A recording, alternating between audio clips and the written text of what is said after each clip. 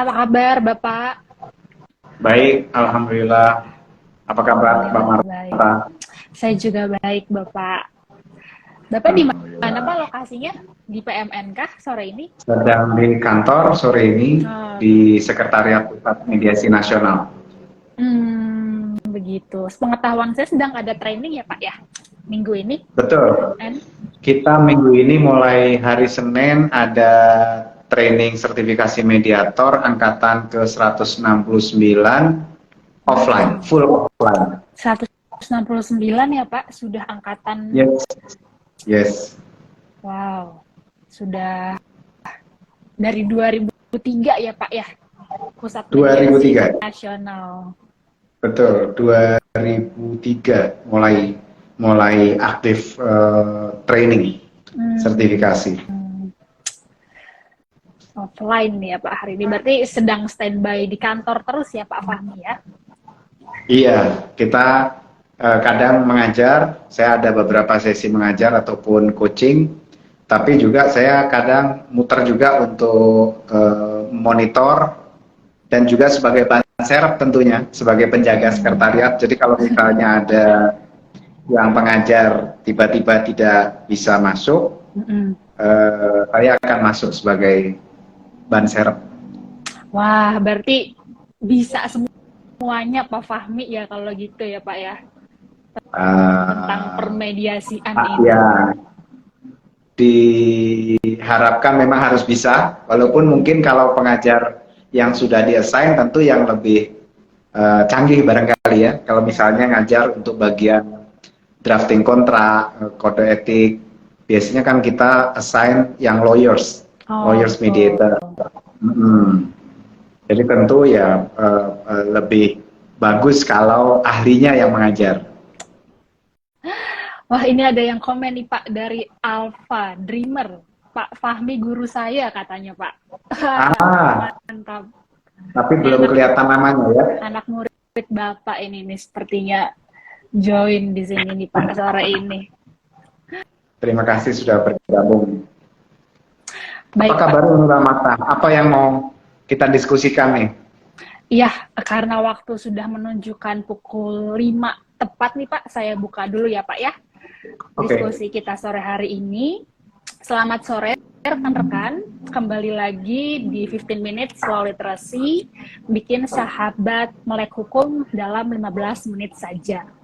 Perkenalkan, saya Amarta, represent EYR, Center for Legal Studies, yang akan memandu dialog sore hari ini dengan topik International Arbitration and Mediation with APCAM, Asia Pacific Center for Arbitration and Mediation.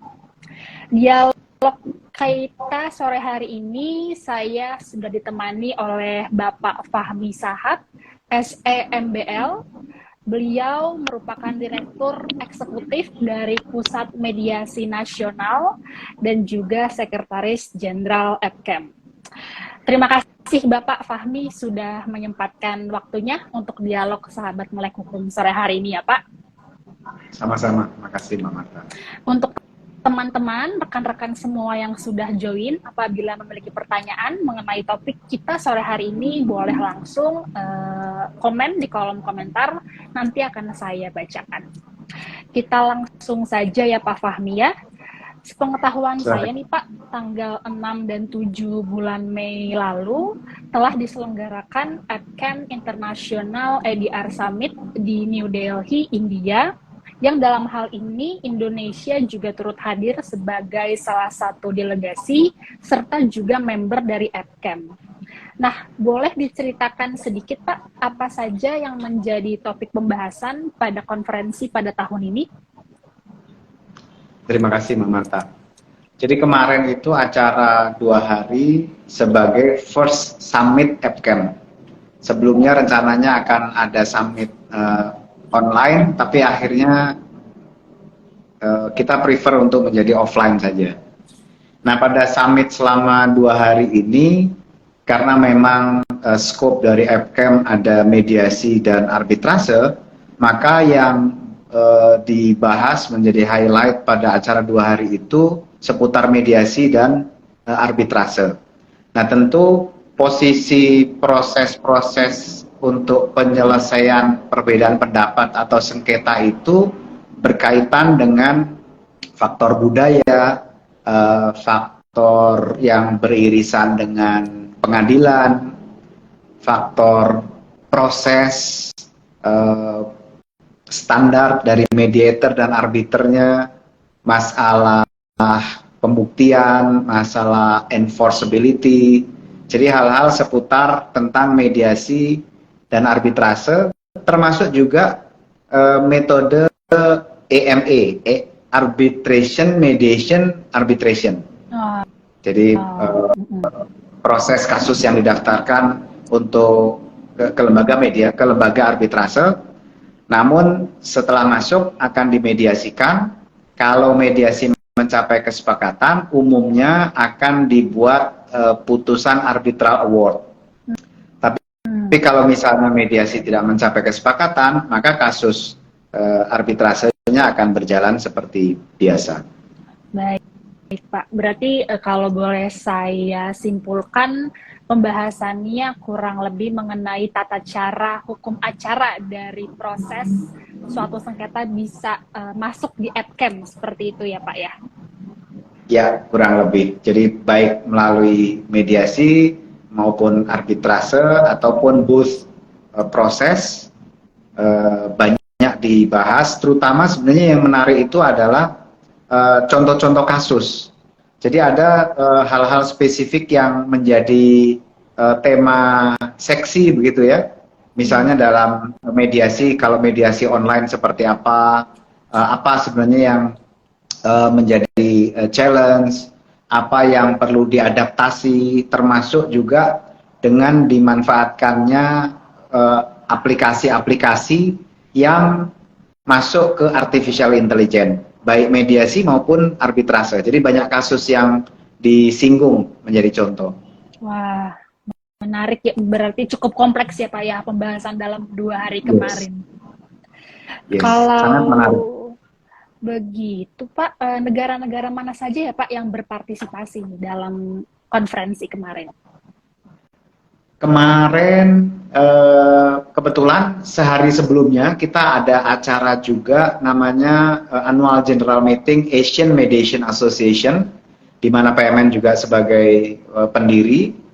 Jadi seluruh anggota AMA itu ikut pada acara APCAM, memang yang diharapkan begitu.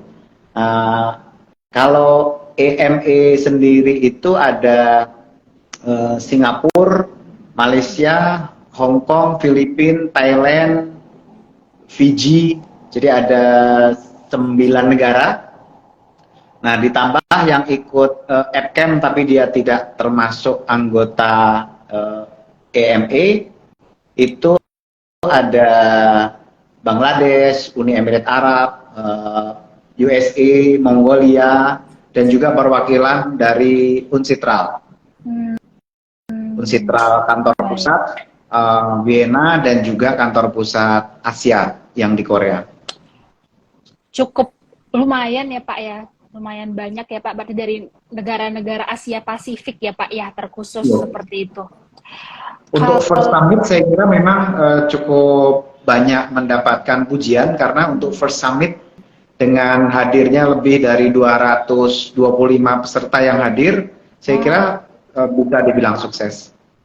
Iya Pak, betul sekali Pak. Partisipasinya dan engagement-nya juga sangat ini ya Pak ya, sangat besar, terutama mengingat bahwa ini konferensi tahun pertama ya Pak untuk APCAM sendiri. Yes. Kemudian Pak, apakah yang hadir ini hanya seorang arbiter dan mediator saja, atau ada profesional dari bidang lain nih Pak yang turut hadir dalam konferensi ini?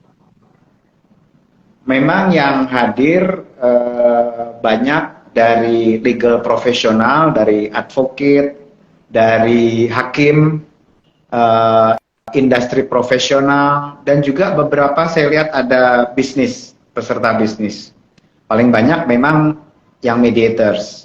Jadi ada judge mediators, advocate yang ikut sertifikasi mediator, ataupun advocate yang biasa ikut mendampingi klien dalam acara mediasi, belum ikut training juga pada hadir. Jadi mereka bisa belajar bagaimana environment dari AppCamp sendiri ya Pak ya, dengan hadir dan mengikuti konferensi ini. Baik Pak Fahmi, kalau untuk tujuan organisasi dari AppCamp sendiri Pak, tadi Bapak sempat mention bahwa PMM sebagai salah satu pendiri gitu ya Pak dari AppCamp, organisasi AppCamp ini. Tujuannya apa sih Pak ketika ingin didirikannya organisasi ini? AppCamp-nya ya. Jadi kalau AppCamp ini kita sebenarnya melihat dari hasil survei atau riset yang dilakukan oleh beberapa pihak, terutama yang dilakukan oleh Sidra di bawah Singapore Management University, bahwa metode penyelesaian sengketa yang dianggap paling menarik adalah kalau di dalamnya ada proses kolaborasi, artinya musyawarah atau mediasi, tapi juga dilengkapi dengan proses putusan. Sehingga proses itu kalau diringkas ada mediasi dan ada arbitrasenya. Nah, menjawab dari perkembangan users experience, users itu artinya para pihak yang punya potensi sengketa atau punya sengketa, menjawab dengan mendirikan AppCamp, kita menyediakan suatu pool of neutrals yang terdiri dari mediators dan arbitrators cross border untuk memberikan jasa penyelesaian sengketa bisnis komersial internasional dengan membuat standar neutrals yang bagus, standar proses yang bagus, dan standar fee yang mencakup di semua negara anggota yang mengikuti panel neutrals AppCamp. Jadi dengan menggunakan klausul AppCamp, maka kita harapkan para pengguna itu punya confidence level yang tinggi. Artinya neutrals itu sudah diseleksi, ada grade-grade-nya, lalu punya standar yang sama pada semua tempat, dan juga dengan standar fee yang transparan. Jadi lebih gampang kalau menggunakan klausul penyelesaian sengketa melalui AppCamp, maka lebih mudah dimanapun itu ada negara anggota yang ikut, maka referensinya jelas menjadi unifikasi. Oh, baik Pak. Tadi Bapak sempat mention mengenai standar gitu ya Pak ya, standar klausul dan lain-lain. Apakah selama ini terdapat tantangan Pak yang dihadapi mengingat anggota AppCamp ini membernya juga banyak gitu ya Pak? Apakah dalam penyusunan standar ini terdapat problem atau tantangan yang sekiranya menarik Pak untuk di-sharingkan ke kami? Artinya sebelum menggunakan klausul AppCamp barangkali ya? Iya, betul Pak. Kalau dia tidak menggunakan klausul AppCamp, pemahaman saya untuk di dalam kontrak disebutkan klausul penyelesaian sengketa misalnya arbitrase. Maka tentu tidak cukup hanya menyebut arbitrase saja, tapi perlu dilanjutkan arbitrase menggunakan rule mana. Apakah rule Bani, apakah rule SIEC, apakah SIETAC, apakah Hong Kong International Arbitration Center. Masing-masing lembaga tersebut mempunyai set of rules dan tentu juga standar biaya. Tapi bila menggunakan AppCamp, maka sudah menjadi uniform fee structure gitu kira-kira di semua member countries.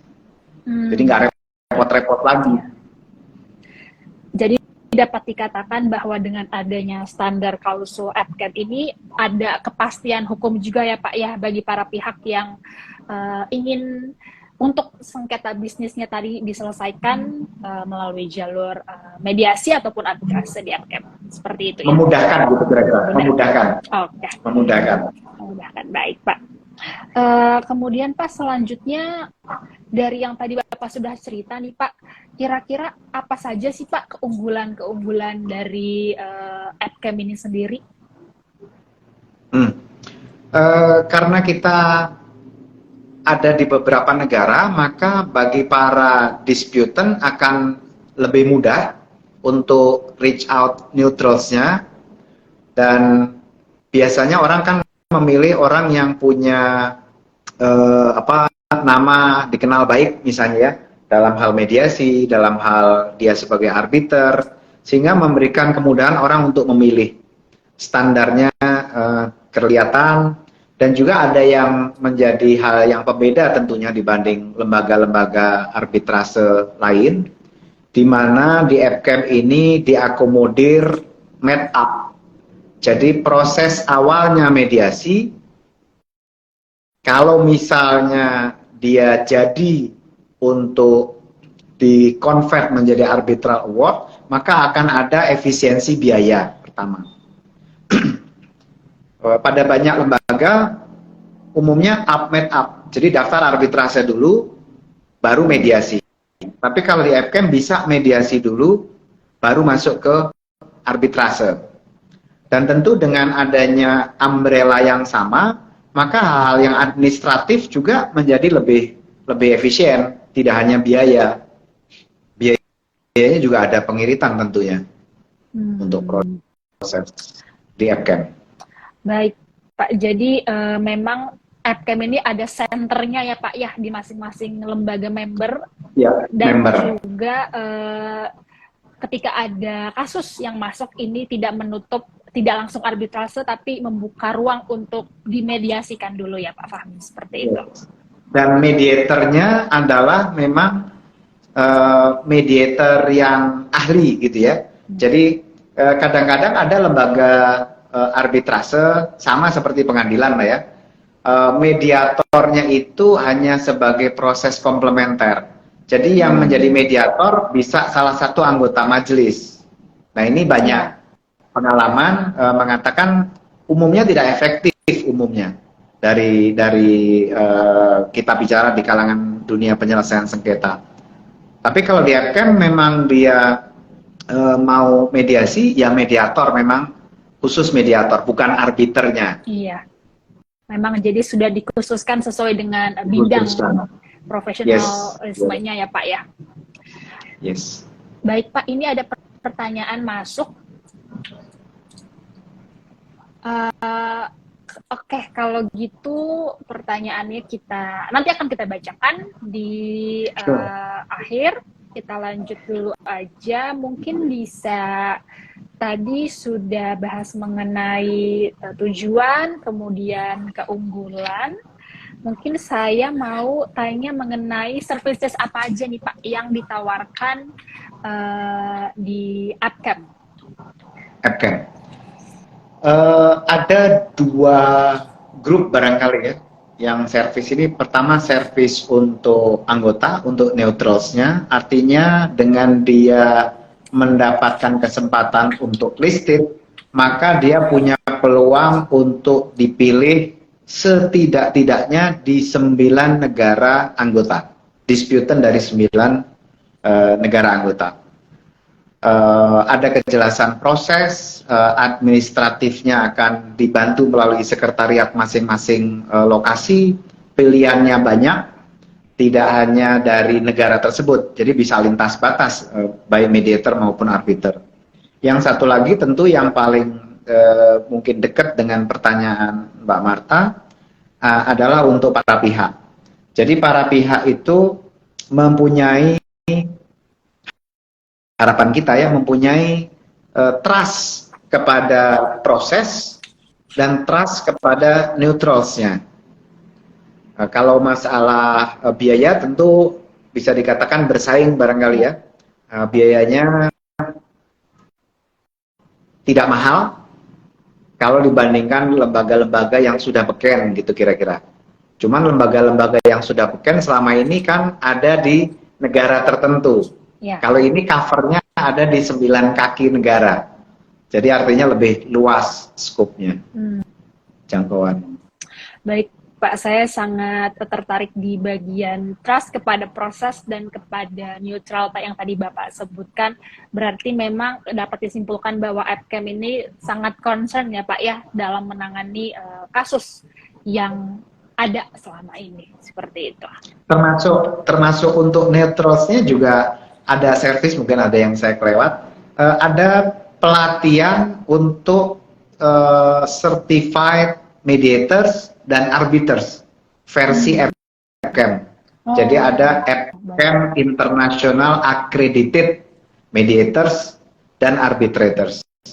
Jadi sudah ada pelatihannya. Yang sudah berjalan itu India dan Hong Kong secara online, tentu bisa diikuti oleh siapa saja. Indonesia lagi siap-siap untuk masuk ke setidaknya bagian mediasinya. Semoga ya Pak ya, segera Indonesia. Harus. Kemudian nih Pak, tadi Bapak sempat mention di awal bahwa untuk proses mediasi dari AppCam ini bisa dilakukan baik online ataupun offline ya Pak ya. Dalam hal itu Pak, kira-kira bagaimana cara menjaga kerahasiaan dari konten mediasi itu sendiri Pak, apabila dilakukan secara online? Online. Ya, ini juga menjadi isu sejak adanya keterpaksaan para pihak menyelesaikan sengketa melalui mediasi online semasa COVID kemarin, hingga sekarang sebenarnya isu itu terus menggelinding. Nah, kerahasiaan secara online ini sebenarnya tidak semenakutkan seperti yang dikhawatirkan banyak orang. Mediasi-mediasi yang dilakukan untuk kalangan bisnis pun itu tidak ada hal-hal yang sependek pemahaman saya, tidak ada yang canggih-canggih sebenarnya. Bukan sesuatu rahasia negara, bukan sesuatu masalah nuklir. Ini masalah bisnis. Dan semakin hari aplikasi-aplikasi yang digunakan juga semakin baik, memberikan, ingin meyakinkan kita bahwa aplikasi itu bisa trusted. Kalau awal-awal mungkin Mbak Marta ingat, waktu saya ngajak orang untuk meeting secara online melalui Zoom, beberapa pihak menolak karena dikatakan Zoom ini malware kelasnya. Tapi sekarang Anda bisa lihat dia mungkin mempunyai pasar yang paling besar, saya kira, Zoom. Betul. Jadi memang ada risiko. Nah, itu disiasati atau disiapkan dengan cara perubahan dalam draft agreement to mediate atau kontrak untuk memulai mediasi, yang menyadarkan para pihak bahwa nanti proses mediasi akan dilakukan melalui aplikasi pihak ketiga secara online. Artinya kita sebagai host akan berusaha memastikan aplikasi itu baik, operating system yang kita gunakan itu registered, bukan bajakan gitu ya. Kita minta juga para pihak menyiapkan hal-hal untuk pengamanan. Yang kedua, karena kita ingatkan bahwa aplikasi ini pihak ketiga, maka yang namanya risiko itu tidak nol. Dan kita sebagai host tidak mempunyai kontrol 100% terhadap aplikasi. Artinya kita mengingatkan kepada para pihak, kita juga mesti berbagi risiko. Kalau misalnya ada sesuatu yang dikhawatirkan disampaikan dalam forum mediasi joint meeting, maka mereka bisa berpikir, mungkin bisa dikirim per file Japri ataupun di Kaukus. Jadi kita buat breakout session dalam Zoom untuk mengurangi risiko masalah-masalah yang dikhawatirkan bila informasi atau data di-share di joint meeting. Baik Pak Fahmi, jadi memang awalnya sempat ada isu juga ya Pak ya terkait kerahasiaan ini, namun yang penting improvementnya pada aplikasi dan para pihak aware saat isi dari kontrak saat ingin memulai mediasi itu sendiri, seperti itu Pak. Ya. Nah Pak, dan tentu ada eksplorasi lain, tentu ada beberapa stage gitu ya. Artinya bila ada hal-hal yang dikhawatirkan, bahkan pihak juga bisa mengirim soft copy, hard copy, kalau misalnya jaraknya dekat. Ya. Jadi ada beberapa pengaman berikutnya tentu. Baik, baik Pak. Kemudian Pak, apabila ternyata di kemudian hari terbukti ada pihak yang melanggar kerahasiaan tersebut, apakah ada konsekuensi hukumnya Pak? Sebenarnya kalau yang namanya confidentiality itu kan confidentiality terhadap proses, utamanya kepada si mediator sebenarnya. Jadi pemahaman saya yang diikat untuk menjaga confidentiality itu si mediator. Kita tidak tahu apakah nanti pihak akan publish atau apa. Setahu saya kok belum ada sanksinya tuh untuk bagian itu. Jadi yang dimonitor, yang menjadi fokus adalah si mediator. Dia harus menjaga kerahasiaan, baik itu pembicaraan selama kaukus ataupun pembicaraan selama joint meeting. Artinya kalau kaukus, apa yang saya bicarakan kepada pihak A tidak bisa saya share kepada pihak B. Yeah. Sedangkan yang joint meeting, apa yang kita bicarakan dalam joint meeting tidak bisa kita publikasikan, kita bocorkan kepada pihak di luar pihak yang hadir dalam acara joint meeting. Baik, berarti melekat kepada diri mediator itu sendiri ya Pak? Mediator. Ya, mediator dan proses. Baik Pak Fahmi, saya coba bacakan dulu pertanyaan dari Ibu Yeni Kusuma. Pertanyaannya itu Pak, di Indonesia belum ada pengaturan mediasi atau arbitrase online. Apakah boleh merujuk ke Unsitra Technical Note on ADR, bagaimana pengaturan APCAM terhadap mediasi atau arbitrase online ini, Pak? Baik, terima kasih. Jadi kalau memang subjeknya mediasi dan arbitrase, mediasi sudah ada pengaturan untuk mediasi di pengadilan. Jadi kalau pengaturan mediasi di Indonesia ini kan masih sektoral ya. Ada di sektor informasi, ada di sektor lingkungan, ada di sektor masalah konflik sosial. Sedangkan yang mediasi umum memang belum ada unifikasi aturan. Di pengadilan juga saya anggap sektor lah ya. Mediasi online ada permanya, sudah ada pengaturannya. Kalau yang arbitrase, setahu saya belum, walaupun prakteknya sudah berjalan. Ada hal yang menarik dari temuan di SMU Sidra tadi untuk proses penyelesaian sengketa mediasi dan arbitrase. Bukan Sidra, yang GPC, Global Pound Conference, itu ada hal menarik temuan di kawasan Asia. Jadi GPC ini serial conference pada beberapa negara, kalau nggak salah sampai 24 negara. Nah, yang menarik di Asia itu mereka kepingin ada pengaturan terhadap mediasi. Ini unik. Jadi ada rujukan peraturannya nggak? Nah, padahal yang namanya mediasi ini kan musyawarah. Kenapa harus diatur musyawarah? Jadi sebenarnya musyawarah itu bisa diatur secara fleksibel. Memang ada stepnya, ada aturan-aturannya, tapi tidak kaku. Jadi tidak perlu diatur sebenarnya. Kecuali yang berkaitan dengan masalah enforcement misalnya. Dengan masalah bagaimana mengatur agar hasil mediasi itu bisa menjadi final dan punya kekuatan eksekutorial. Nah, baru itu diatur karena akan masuk ke proses formal ke pengadilan. Tapi kalau mediasi sendiri sebenarnya cair, tidak perlu ada aturan-aturan sebenarnya. Ya. Karena mediasi termasuk proses informal juga ya Pak ya, sepengetahuan informal. Ya. Ya, tentu kalau ada undang-undangnya misalnya ya, tentu akan menjadi lebih baik. Ya. Karena itu akan mengamankan mediator, akan mengamankan para pihak juga. Jadi dalam hal itu saja. Tapi bagaimana proses berjalannya mediasi, sebenarnya lebih banyak fleksibilitas untuk mediasi. Kalau arbitrase ya tentu karena itu proses putusan ya, dan itu akan menjadi punya efek sebagai anggota penandatangan New York Convention.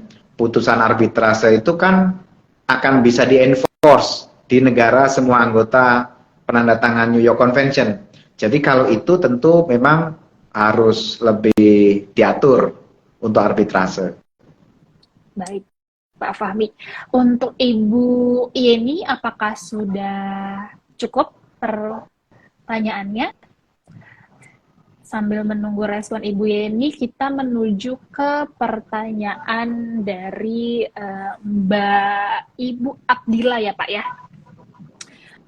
Baik, pertanyaannya itu Pak, izin bertanya terkait mediasi secara, ini sudah ditanya, sudah tadi saya tanyakan dan sudah dijawab juga. Cukup, terima kasih dari Ibu Yeni. Baik Pak Fahmi, karena waktunya juga sudah lewat dari 15 menit Pak, sudah hampir 30 menit nih Pak, karena nggak kerasa ya? Seru sekali dan banyak sekali pengetahuan yang saya dan rekan-rekan dapatkan. Mungkin saya boleh summarize sedikit ya Pak ya, dari dialog sore hari ini. Untuk AdCamp Summit sendiri diselenggarakan dengan tujuan meningkatkan kualitas dalam mempraktikkan opsi-opsi yang dapat ditempuh dalam EDR melalui pertukaran ide dan gagasan. Kemudian konferensi AdCamp ini juga tidak hanya dihadiri oleh arbiter dan mediator saja, namun juga dihadiri oleh para profesional lainnya. Dan untuk organisasinya sendiri, organisasi AdCamp ini ada senternya di setiap negara anggota member, dan organisasi ini punya begitu banyak services yang dapat membantu rekan-rekan atau para entitas hukum untuk menyelesaikan permasalahan antar cross border juga. Sekian dari saya. Apabila rekan-rekan ada pertanyaan mengenai topik pada sore hari ini, dapat bertanya langsung ke kami melalui direct message. Terima kasih banyak Bapak Fahmi Shahab untuk waktunya. Senang bisa ngobrol dengan Bapak. Terima kasih kepada seluruh yang ikut hadir meramaikan acara. Terima kasih Mbak Marta. Terima kasih Bapak, dan terima kasih rekan-rekan. Selamat sore. Selamat sore.